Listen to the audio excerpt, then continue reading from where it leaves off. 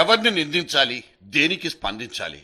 10 ఏళ్లు కష్టపడి ప్రజలకు సమాచార హక్కును సాధించి పెట్టిన మహనీయులంతా కన్నీటి పర్యంతమయ్యే పరిస్థితి ఈ రాష్ట్రంలో దాపురించిందని చెప్పడానికి ఒక్క దృష్టాంతం. ఒక రాష్ట్ర ముఖ్యమంత్రి, ప్రతిపక్ష నేత ఇద్దరూ భేదాభిప్రాయాలు లేకుండా ఏకగ్రీవంగా ఆమోదించేసిన ఒకానొక సమాచార కమిషనర్ల ఎంపిక చూసిన తర్వాత నిర్వేదమే మిగులుతుంది.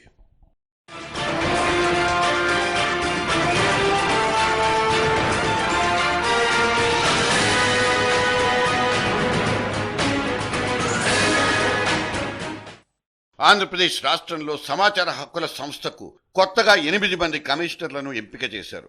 సదరు ఎంపిక ముఖ్యమంత్రి అధ్యక్షతన ఏర్పాటు చేసిన కమిటీ నిర్వహిస్తుంది. ఈ కమిటీలో ప్రతిపక్ష నాయకుడి హోదాలో చంద్రబాబు నాయుడు కూడా ఉన్నారు. ప్రజా జీవితంలో విలువైన పాత్ర, మంచి గుణగణాలున్న వ్యక్తుల్ని కమిషనర్లుగా ఎంపిక చేయాలి. ఇప్పటికే కుళ్ళు రాజకీయాల కాలుష్యంలో కొట్టుకుపోతున్న మన సమాజం ఒక అత్యున్నతమైన సంస్థకు అపసవ్యమైన కుల ప్రాతిపదికతో నిర్దేశకుల్ని ఎంపిక చేసిన తీరు దారుణం, ప్రమాదకరం కూడా. కిరణ్ కుమార్ రెడ్డి ప్రభుత్వం ఇలా వ్యవహరించడం ద్వారా సమర్థవంతంగా నడవాల్సిన ఒక సంస్థ తన దిశానిర్దేశాన్ని కోల్పోబోతోంది. ఇప్పుడు ఎంపిక చేయబడిన వాళ్ళంతా చరిత్రహీనులని, విజ్ఞత లేని వాళ్ళని జర్నలిస్ట్ డైరీ చెప్పబోవడం లేదు.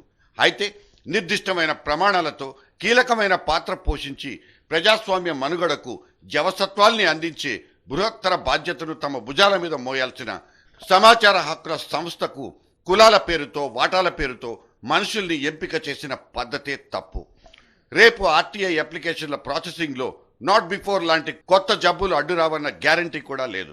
ఫలానా కులపు మంచి కమిషనర్గా ఉండడం వల్లే నా అర్జీ బుట్ట దాఖలైందన్న విచిత్రమైన ఫిర్యాదులు వెల్లువెత్తినా ఆశ్చర్యపోనక్కర్లేదు. చట్టం అమలుని చేతులారా సంక్లిష్టం చేసుకుంటున్న ప్రభుత్వం కాస్తైనా విశాల దృక్పథంతో ఆలోచించలేకపోయింది. ఇందుకేమైనా రాజకీయ కారణాలు అడ్డొచ్చాయా? చట్టం తీసుకురావడం నుంచి ఆ చట్టాన్ని జనానికి పరిచయం చేయడం వరకు ప్రాణాలొడ్డి పోరాడిన ఆర్టీఐ కార్యకర్తలు మన దగ్గర కోకొల్లలు. కమిషనర్ కుర్చీకి వీళ్లలో ఒక్కరైనా అర్హులు కారా అన్నది మా ప్రశ్న. చట్టం చట్టుబండ కాకుండా చూడడం, దాని నుంచి జనావళికి వీలైనంత ఎక్కువ ప్రయోజనాల్ని పిండుకోవడం ఎలాగన్నది ఆర్టీఐ కార్యకర్తల కంటే ఎక్కువగా ఎవరికీ తెలుసుండదు. జ్యుడిషియరీ నుంచి జర్నలిజం దాకా, అది కాదంటే జనంలో నుంచి నాణ్యమైన మనుషుల్ని వెతికి పట్టి ఆర్టీఐ చట్టానికి కాపలా కుక్కలనబడే కమిషనర్ పదవులకు ఎంపిక చేస్తుంటే అది సమంజసం, అదే సక్రమం. గౌరవించేటువంటి వాళ్ళు ఎవరైనా ఉంటే, ఆ చట్టాన్ని చదువుకున్న వాళ్ళు ఎవరైనా ఉంటే, ఇవాళ వేసినటువంటి కమిటీలో దాదాపు సగానికి పైగా నలుగురికి అర్హత లేదు దానిలో ఉండడానికి. చట్టం చాలా స్పష్టంగా చెప్తుంది. వాళ్ళు తయారు చేసినటువంటి చట్టం, వాళ్ళ ప్రభుత్వాలు తీసుకొచ్చినటువంటి చట్టం చాలా స్పష్టంగా చెప్తుంది. రాజకీయాలకు సంబంధం లేనటువంటి వాళ్ళు, లాభదాయకమైనటువంటి పదవుల్లో ఉన్నటువంటి వాళ్ళు, ప్రభుత్వం నుంచి ఆదాయం వస్తున్నటువంటి వాళ్ళు, వీళ్ళు ఎవరు కూడా చట్టం ప్రకారం కమిషనర్లో ఉండడానికి వీల్లేదు. ఇవాళ నేను ఒక నలుగురు గురించి రాసినారు. దాంట్లో పోలీస్ ఆఫీసర్లు ఉన్నారు. ఇంకా మొన్న అసలు కమిషనర్నే అట్లా వేసినారు. వాళ్ళ ఇంట్లో, వాళ్ళ ఆఫీసులో వాళ్ళ దగ్గర పనిచేసినటువంటి అధికారిని తీసుకెళ్లి కమిషనర్ చేసినారు. అయినా సరే వేసేటువంటి అధికారం మాకుంది అని అంటే చట్టాన్ని అగౌరవపరిచినట్టు అవుతుంది. ఒకటి, వాళ్ళు వేసినటువంటి వాటిలో కాంగ్రెస్ పార్టీ కార్యకర్తలు, జిల్లా పరిషత్ చైర్మన్లు, ఎమ్మెల్యేలుగా ఓడిపోయినటువంటి వాళ్ళు, మొన్నటి ఎన్నికల్లో కూడా ప్రజారాజ్యం పార్టీ నుంచి ఓడిపోయినటువంటి వాళ్ళు, ఇది కులాల వారీగా పంచుకున్నారు తప్ప. ప్రమాణ స్వీకారానికి ముందే ప్రమాదవశాత్తు బజారున పడిన వీడలో కొంతమంది రేపు చట్టం అమలును మనస్ఫూర్తిగా నిర్వర్తిస్తారన్న గ్యారంటీ మాత్రం లేదు. అవినీతి బారిన పడకుండా తమకు తాము కనీస న్యాయం చేకూర్చుకునే ఏకైక వెసులుబాటు సమాచార హక్కు. దీన్ని కనుక చట్టం చేస్తే అది తమ నెత్తిన భస్మాసుర హస్తమవుతుందని బెంబేలెత్తిపోయిన ప్రభుత్వాలు దీన్ని జీడిపాకంలా సాగదీసి అన్యమనస్కంగానే చట్టబద్ధం చేసిన సంగతి మనకింకా గుర్తుంది. పుట్టక ముందు ఇన్ని పురిటి నొప్పులు పడ్డ ఆర్టీఐ చట్టం పుట్టిన తర్వాత కూడా సంఘ వ్యతిరేక శక్తుల కబంధ కౌగిలికి బలైపోతూనే ఉంది. సమాచారం కోరుకున్న పాపానికి నెత్తుటి మడుగులో శవాలై కడతీరిన జ్ఞాపకాలకు లెక్కే లేదు.